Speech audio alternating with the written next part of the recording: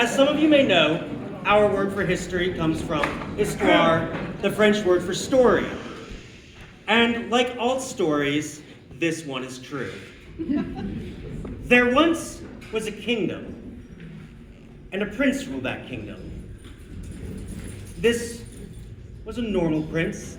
He liked to do many princely things, like hawking and hunting and training with his knights. But what he loved most of all was stories. From all throughout the land, he would have bards and troubadours who would visit and tell him stories. He loved them all. Tales of wizards and dragons, of sailing ships and pirates. He could never tire of having enough stories. And this kingdom was prosperous under this prince. It had shining towers and people that loved their ruler and went about their days in a bustle and a fervor that no other kingdom could match. It so happened on the prince's 16th birthday that he was going to hold a grand celebration. Throughout the entire kingdom, there was going to be a festival with jugglers and acrobats and dancing bears. And in the palace itself, a grand feast for all manner of lords and ladies and traveling dignitaries. And of course, there would be stories. So the day of the celebration arrived. The city was a bustle with all manner of merriment. And up in the palace, the prince held his feast.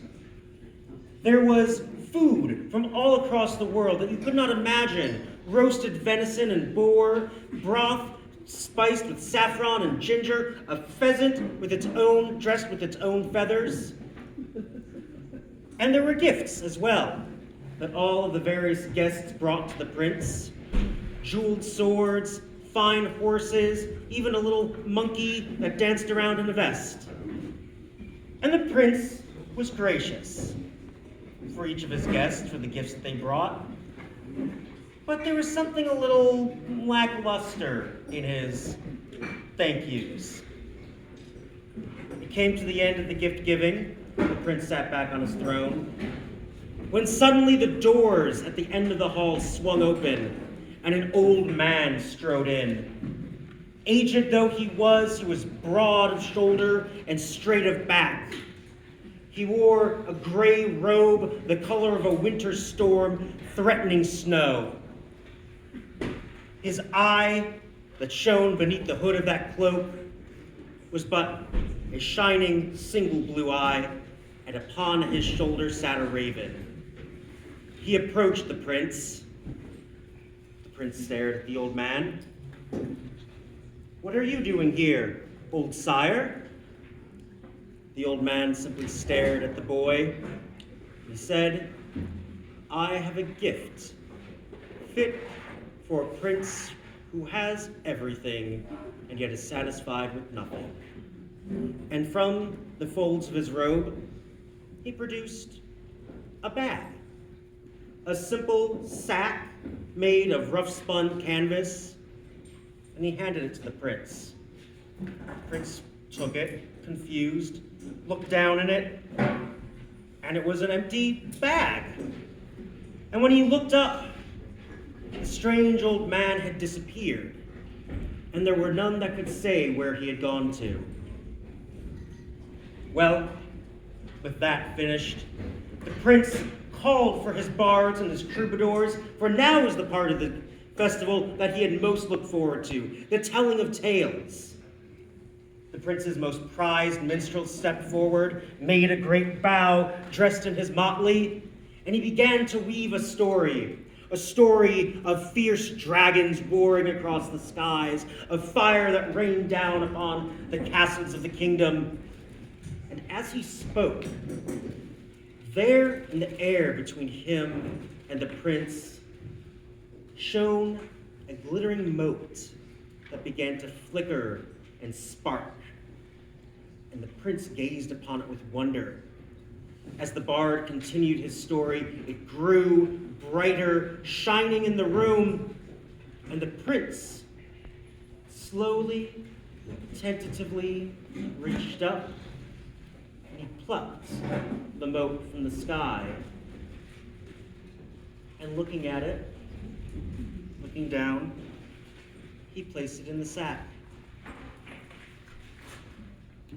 All of the various bards and minstrels came forward to tell their stories, and as each one spoke, there appeared a glowing mote in the air, some as deep as red rubies, some like sapphires or emeralds, shining topazes and the clearest diamonds.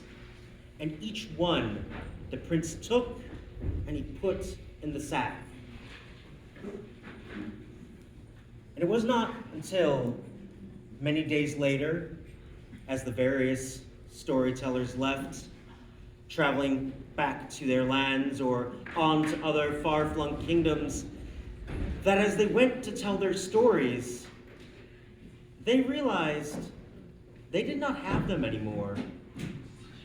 For they could start with once upon a time or in a galaxy far, far away, and there was nothing. The prince, though, as soon as he had gotten the stories, he wanted them all. First from his courtiers, then from his knights, and soon enough from all of the people of the kingdom, peasants and beggars alike. He invited them up to the castle to tell their stories, and one by one he took them, placing them in his bag. And the bag, no matter how large it bulged, it never seemed to overflow. The thing the prince did not see is that some of those stories, the earlier ones that he had taken and put in there, they had begun to grow dim. And some of them had winked out altogether and were black as coal. Soon that kingdom that had been such a shining example of joy and merriment fell into sullen despair. The towers and the great mansions sunk as the people stopped keeping up with them. The common folk sullenly went about their day-to-day business, for they did not have those things that kept them alive, that gave them joy. Soon, rumors began to spread. There were plots in the prince's court. A trio of conspirators had gathered, 3 of his most trusted courtiers, who had seen what was befalling the kingdom and who knew no other way to stop this but to do away with the young prince. So they plotted one night to sneak into his bedroom and murder him. But they were watched. There was an old knight who had served the prince's father and his father before him, and though he was grizzled and gray, he was a strong-hearted man who had kept faith with his ruler. And he had heard the rumors and the whisperings throughout the castle. And so he waited. Darkness fell. The 3 courtiers had paid off the guards and the servants, and they snuck into the prince's chamber. They crept near the bed, daggers drawn, ready to plunge them into the young prince, when suddenly the old knight dashed out from behind a tapestry where he had hidden. He parried one dagger, smacked the flat of his blade on the wrist of another attacker, tripped one, and had his sword at the throat of the leader of the conspirators. "Hold!" he cried. At this, the prince started up from his bed, looking about. What was going on? The old knight turned. "My liege, these men, they were plotting to murder you. I saw them planning and plotting." And he told the story of how he had followed them, how he had heard their whisperings. More than this, he told of how he had walked among the streets and hovels of the kingdom, how he had seen what had happened to its people, how they had lost the myths that inspired them, the legends that gave them wisdom, how they had lost even their most intimate and personal stories of marriages and loves, of births and deaths, the things that made their lives worth living day to day. And as he spoke, there in front of him began to glow a great light, shining between him and the prince. The prince looked up, reaching forward with his hand, and then he hesitated. And he looked down at the bag in his lap, and he looked up at the night, and he said, "Gather my people. Have them meet at dawn in the courtyard outside the castle balcony." And so the message was sent throughout the kingdom to gather in the courtyard. The people were bustle, curious, for no such gathering had ever been called since the prince had first acceded to the throne. The young prince strode out onto the balcony. "My kingdom, my subjects, I have gathered you here for a most important purpose, for I must apologize. I have wronged you all. I have taken from you that which is most precious to you, more precious than riches or wealth, for riches and wealth can be rebuilt, but I have taken from you your stories, and once those are gone, they cannot be regathered.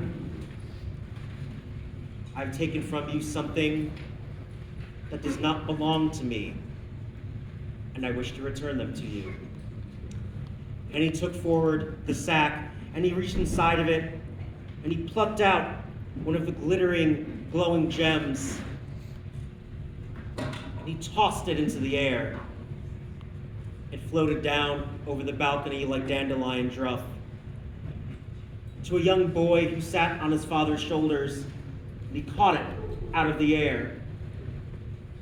And he took it, and he opened his eyes, he opened his hands, and he gazed at it, and he gasped. Inside, glittering, was a story, a dragon and a knight, and a fierce fight for honor.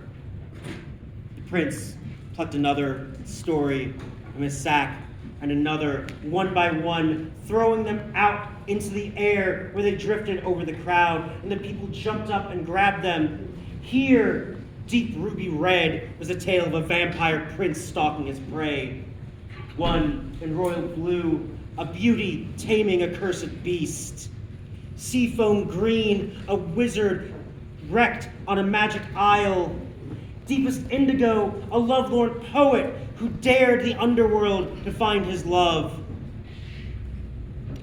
More and more, he tossed them about, scattering gems among the crowd.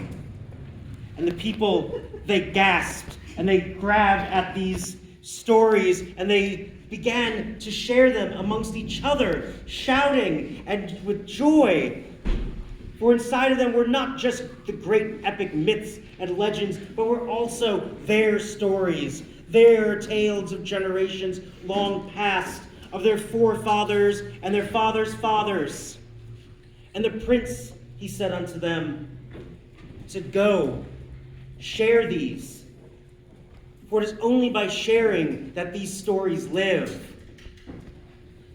And that kingdom from that day forward prospered as it never had before. It became known as the Kingdom of Story, and people from all far and wide traveled there. And every traveler came away with a tale that he would take off to his own lands and the lands beyond. And my story has ended, and I beseech all of you to take it, to share this story, to share all of your stories. For it is only by sharing that stories live and thrive and survive, and only through sharing that they grow.